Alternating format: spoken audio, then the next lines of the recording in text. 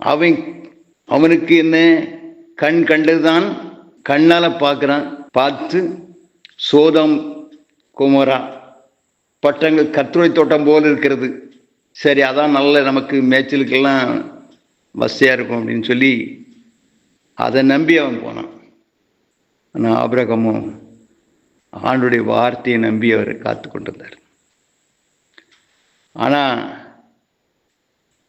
அந்த செழிப்பான இடத்தை நம்பி போனவன் அவன் ஆசீர்வாதமாக இருக்கல, அவன் ஒரு சாபத்தை தான் பெற்று வந்தான்.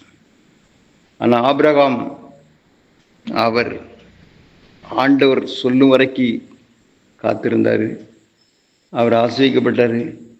அவருக்கு ஒரு குறைவும் இல்லை.